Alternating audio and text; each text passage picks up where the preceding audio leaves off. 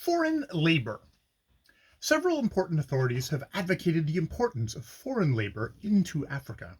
This seems to me to be a fatal error for several reasons.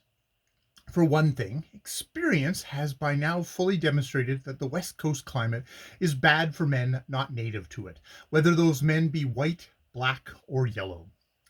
The United Presbyterian Mission, who work in Old Calabar, was founded with the intention of inaugurating a mission which, after the white men had established it, was to be carried on by educated Christian blacks from Jamaica, where this mission had long been established and flourished. But it was found that these men, though primarily Africans, had by their deportation from Africa in the course, in some cases, of only one generation, lost the power of resistance to the deadly malaria climate their forefathers possessed, and so the mission is now carried on by whites. Not that these good people have greater resistance to the fever than the Jamaican Christians, but because they are more devoted to evangelization of the African, and what black existence they receive comes, with the exception of Mrs. Fuller, from a few educated Afiks of Calabar. The Congo Free State have imported as laborers both West Indian Negroes, principally Barbadians, and Chinamen. In both cases, the mortality has been terrible, more than with the white mortality, which competent authorities put down for the Congo at 77%, and the experiment has therefore failed. It may be said that much of this mortality has arisen from the way in which these laborers have been treated in the Free State, but that this is not entirely the case is demonstrated by the case of the Amanese in Congo Francais, who are well treated. These Amanese are political prisoners arising from the French occupation of Tonkin, and the mortality among one gang of 100 of them, who were employed to make the path through the swampy grounds from Glass to Libreville, a distance of 2.5 miles, was 70, and this although the swamp was nothing particularly bad as swamps go, and was swept by sea air the whole way. Even had the experiment of imported labor been successful for the time being, I hold it would be a grave error to import labor into Africa. For this reason, that Africa possesses in herself the most magnificent mass of labor material in the whole world, and surely if her children could build up, as they have, the prosperity and trade of the Americas, she should, under proper guidance and good management, be able to build up her own. Lord help us. But good guidance and proper management are things that are wanted and are wanting. It is impossible to go into this complicated question fully here, and I will merely ask unprejudiced people who do not agree with me whether they do not think as so much has been done with one African tribe, the Kroomen, a tribe possessing no material difference in make of mind or body from hundreds of other tribes, but which have merely been trained by white men in different ways from other tribes, that there is room for great hope in the native labor supply. And would not a very hopeful outlook for West Africa regarding the labor question be possible if a regime of common sense were substituted for our present one? This is, of course, the missionary question, a question which I feel it is hopeless to attempt to speak of without being gravely misunderstood, and which I would therefore willingly shrink mentioning, but I am convinced that the future of Africa is not to be dissociated from the future of its natives by the importation of yellow races or Hindus, and the missionary question is not to be dissociated from the future of the African natives, and so the subject must be touched on. And I preface my remarks by stating that I have a profound personal esteem for several missionaries, naturally, for it is impossible to know such men and women as Mr. and Mrs. Dennis Kemp of the Gold Coast, Monsieur and Mademoiselle and Monsieur Jacot, and Mademoiselle and Monsieur Fauget, and Monsieur Garcon, and Dr. Nassa of Gaboon, and many others, without recognizing at once the beauty of their natures and the nobility of their intentions. Indeed, taken as a whole, the missionaries must be regarded as superbly brave, noble-minded men who go and risk their own lives, and often those of their wives and children, and definitely sacrifice their personal comfort and safety to do what, from their point of view, is their simple duty.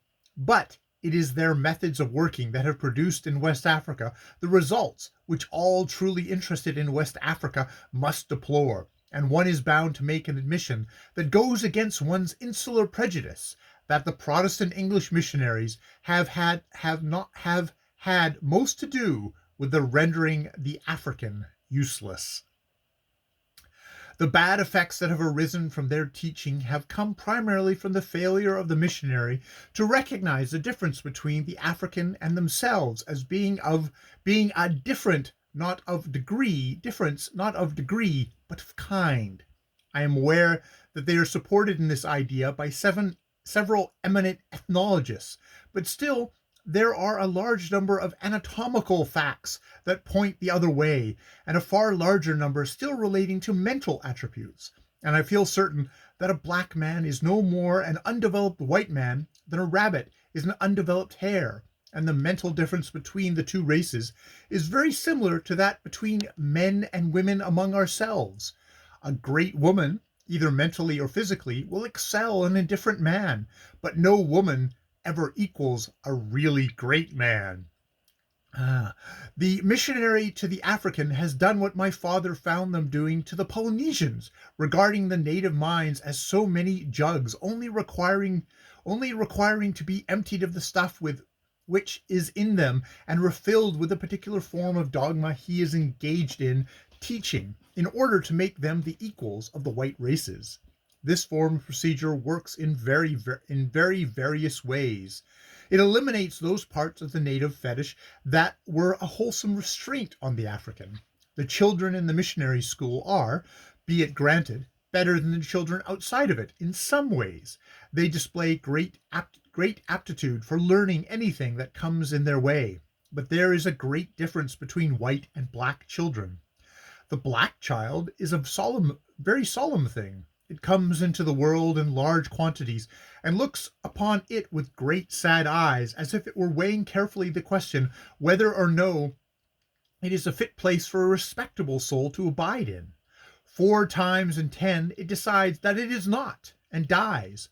If, however, it decides to stay, it passes between 2 and 3 years in a grim and profound study, occasionally emitting howls which end suddenly in a sob. Whine it never does.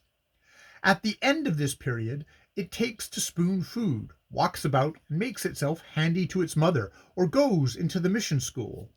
If it remains in the native state, it has no toys of a frivolous nature. A little hoe or a little calabash are considered better training. If it goes into school, it picks up, with astonishing rapidity, the lessons taught it there, giving rise to hopes for its future, which are only too frequently disappointed in a few years' time. It is not until he reaches a years of indiscretion that the African becomes joyful, but when he attains this age, he always does cheer up considerably, and then, whenever his previous training may have been, he takes to what Mr. Kipling calls boot with great avidity, and of this he consumes an enormous quantity. For the next 16 years, barring accidents, he rips carefully, terrified by his many fetish restrictions, if he is a pagan, but if he is in that partially converted state, you usually find him in when trouble has been taken with his soul, then he rips unrestrained. It is most unfair to describe Africans in this state as converted, either in missionary reports or in attacks on them. They are not converted in the least. A really converted African is a very beautiful form of Christian, but those Africans who are the chief mainstay of missionary reports, and who afford such material for the scoffer thereat, have merely had the restraint of fear removed from their minds in the missionary schools, without the greater restraint of love being put in its place. The missionary-made man is the curse of the coast, and you find him in European clothes, and without, all the way down from Sierra Leone to Luanda. The pagan despises him, the whites hate him, still he thinks enough of himself to keep him comfortable. His conceit is marvelous. Nothing equals it, except perhaps that of the individual rife among us, which the Saturday Review once aptly described as the suburban agnostic. And the missionary man is very much like the suburban agnostic in his religious method. After a period of mission school life, he returns to his country fashion and deals with a fetish connected with it in very much the same way as the suburban agnostic deals with his religion, i.e., he removes it from it all the inconvenient portions.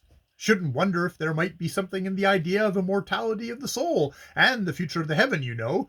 But as for hell, my dear sir, that's rank superstition. No one believes in it now. And as for the Sabbath keeping and food restrictions, what utter rubbish for enlightened people.